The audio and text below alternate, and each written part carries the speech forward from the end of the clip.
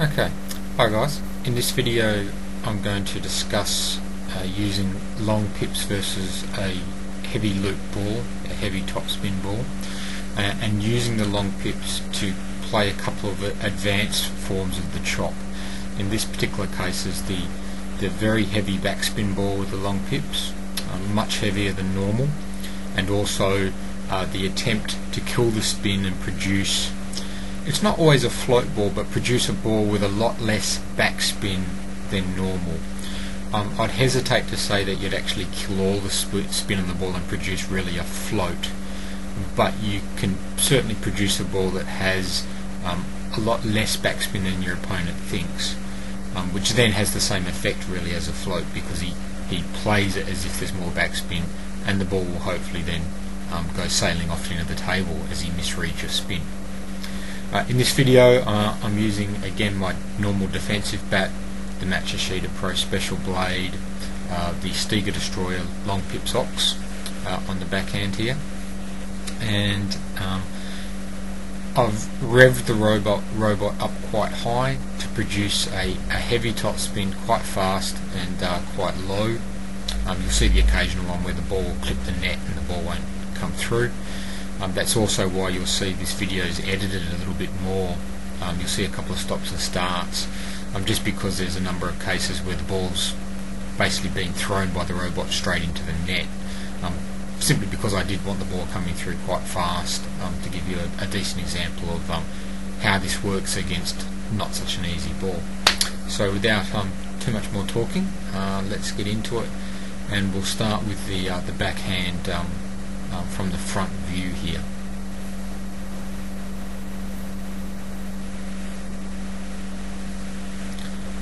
Okay, now what I've done in this video is I'm going to start in each case with the heavy version of the stroke, and then by comparison show you the float version, and then a couple of slow motions at the end.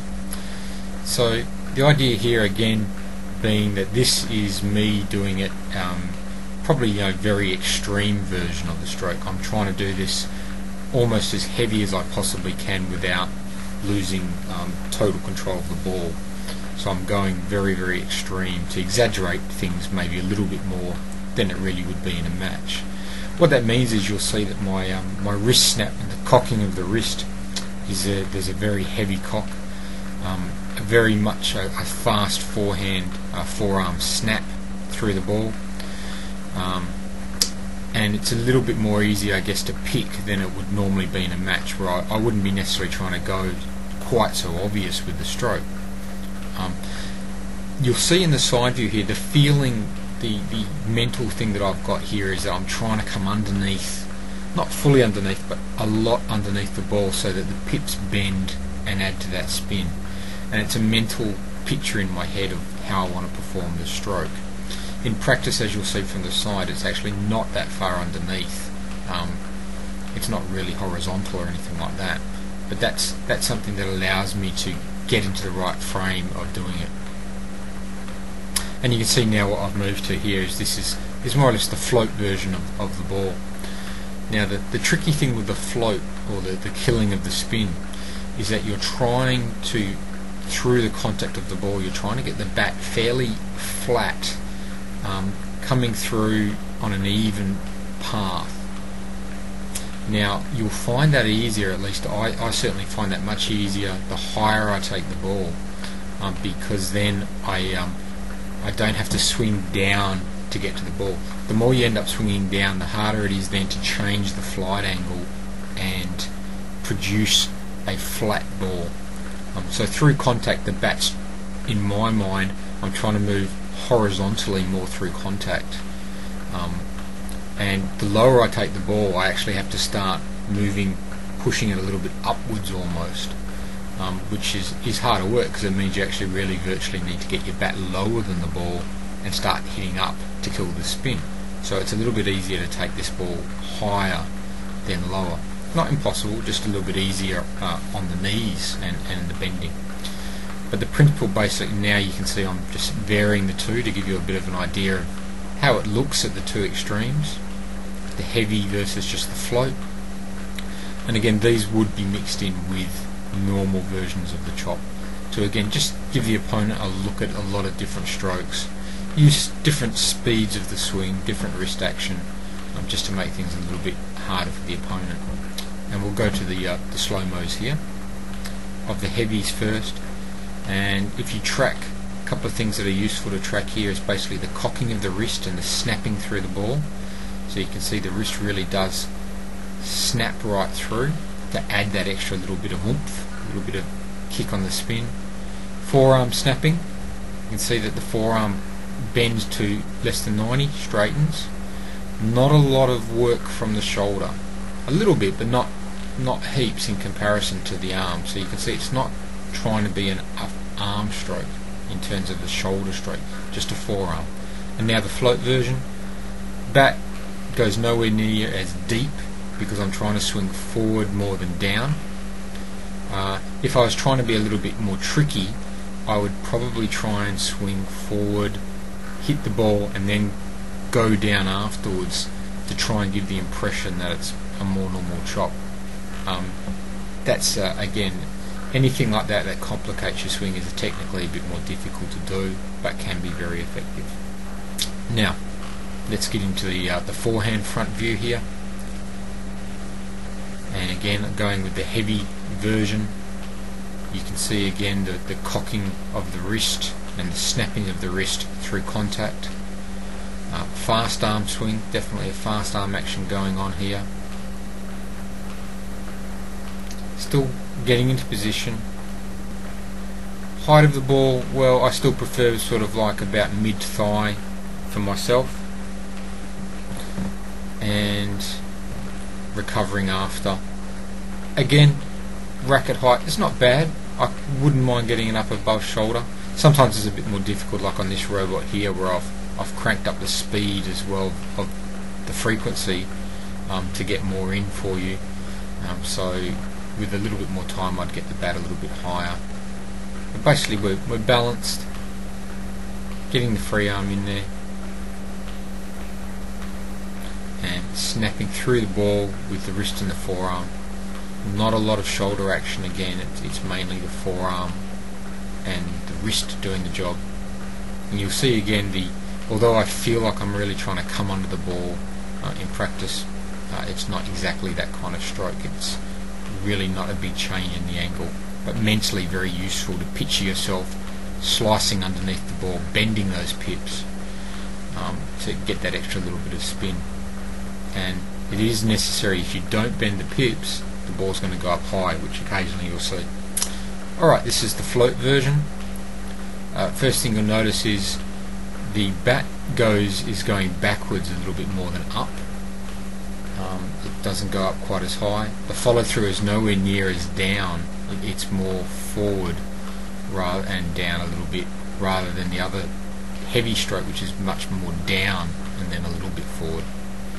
So really, again, just trying to hit through the ball as flat as I can, trying to give the pips a chance to bend in all directions and just take spin off the ball rather than adding spin.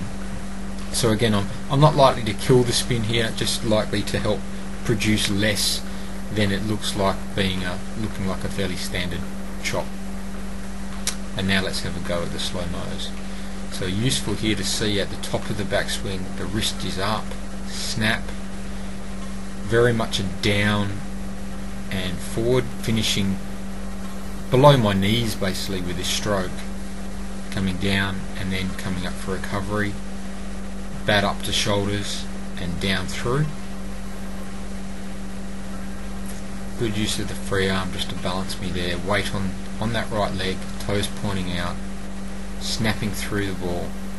And now compare the float swing, where as you can see the bat isn't even getting to knee level here, just get to knee level there, and the backswing is much almost circular if we'll look at it from the side view. But although it does go up, it really doesn't come down, it goes a little bit more forward. And again, you can vary, there's no reason you have to be at these two extremes. You can vary in between to get differing results. Add more wrist action, take away wrist action as well. Okay, let's have a look at the side views. Now this should be quite interesting for us, because what we'll see a little bit here is the differences in where the bat's going on the backswing, where it's going on the follow through, and also just the angle of the swing. Now you can see here on this heavy ball, although mentally I'm thinking go under, in actual fact the swing is really 45 degrees, maybe not even a 45 degree, maybe it's even a 60 degree angle down, but the contact when it hits the bat does feel very brushy, very bendy of the pips. But if you go much further than this sort of angle, what you'll find is you'll tend to either miss your contact and put the ball up very high, or you'll slide off the pips, because remember the pips don't quite have that friction that inverted rubber does. So if you skim too much with the pips, if you get your bat too horizontal and skim it too much, it will just basically slide right off your pips. And looking now just at the float version, and very interesting to see, you can see how the follow through is definitely much more forward, nowhere near as down, no real wrist action. If I was trying to be very deceptive, I'd probably add some wrist. The problem with that is if I added wrist downwards, I'd probably get more spin, and if I added wrist forwards, I'd start quite easily spraying the ball all over the table, because I'd be breaking my bat angle sideways. So the wrist, you've got to be a little bit careful how you use it on the float. Maybe even cock it, snap first and then hit would be a better way to do it than actually snapping the wrist through the contact. Remember, your opponent doesn't have a lot of time to watch you anyway, and you can see here now the heavy swing coming up to the shoulder, down, very much, although I'm feeling brushing the ball, still a very down and a little bit forward swing. And now look at the float by comparison, still a little bit down, but much more shorter in the swing, and the feeling is here that I'm trying to let the ball really, instead of brush under and bend, I want the ball to hit solidly into my bat and bend the pips in all directions, and then help kill more of the spin. So it is, to me, mentally much more of a through the ball rather than a down kind of motion, and that helps kill the spin a bit more. A good question would be, how often do you use these variations while we're just sort of here talking and looking at the technique? Well, what I tend to use in a match when I'm looking at these, and just I'll just have a quick discussion of the technique and then come back. And again, you can see here how much down the ball is, the wrist and the bat really snapping fast and going down to in between, again just below the knees there on the swing. So yeah, coming back to my point of how often should these sort of variations be used, at the extremes of super heavy backspin or trying to kill the ball completely, those extremes, although they're kind of the ones that stand out the most, you know, they're the ones that people want to practice the most and do the most, they're not always the most effective, because they're also generally the most obvious to the opponent. So although you do want them in your arsenal of strokes, it's not necessarily something you want to do all the time. It would be something that I would tend to show to an opponent maybe early in the match to make him aware of what I'm capable of. Give him the very heavy one, give him a really dead float to keep him aware that, hey, look, this guy's got these shots, I've got to watch out for it. Then in the actual match, what I would then be doing is, from my basic safety chop, I would then be using variations off it, sort of midway between the two extremes. So I wouldn't go super heavy, and I wouldn't go super dead floating all the time, because they're more difficult and for me to perform, and they're easier for the opponent to pick. But somewhere in between, where it's in between your basic chop and the super heavy, and the basic chop and the float, what you there have is you have a very nice sweet spot where it's not too hard to perform, but it's harder for the opponent to pick. And that's what I'd be basically varying off. I'd be going in the sort of thing of hit a basic chop, standard chop, hit one a little bit with midway between the heavy chop and the basic, go between midway between the float and the basic, then go a little bit over my basic, a little bit more spin than my basic, then go back to a float, go back to a standard, then go a little bit more floaty than my basic. And all I'm looking to do is vary in a controlled manner where I know what's going on, but keep my opponent guessing, make the deception as hard as possible for him to spot, and then maybe just every now and again throw in another heavy one just to really make him worry. Throw in a very obvious or very dead float or kill of the spin, and those are the ones just to keep him on his toes and remind him that I've got those shots. So just to finish up here with this basic technique, I guess all I'll just reiterate is just say that these demonstrations here are the extremes.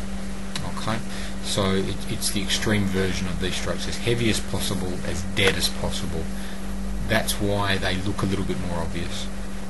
You, in your game, try and blend it in, only occasionally using the very extremes of these strokes.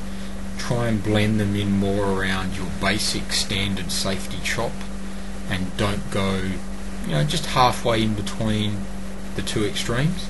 That will still give you a very nice range of strokes, but more importantly, it will give you a range of strokes that look very similar to each other. And by then, just adding a little bit of difference of swing speed, difference of your brushing contact, difference of swing angle, all that kind of stuff, you can work up some very effective deception without having to change things too much, which gives you great consistency. It makes the stroke look very similar, which adds to your deception, and basically makes life very, very difficult for your opponent. So he's always got to be careful of the extremes, but you don't have to actually work at the extremes to be at your most effective. By working around the middle where your safest strokes are and varying a little bit on each side, sort of the midpoint on each side, you actually end up with a very good sweet spot that you can basically play in a whole match without having to take too many chances, but being very, very effective with your strokes. And that's not just in the chopping here, that's also quite effective in the pushing close to the table. Same principle applies.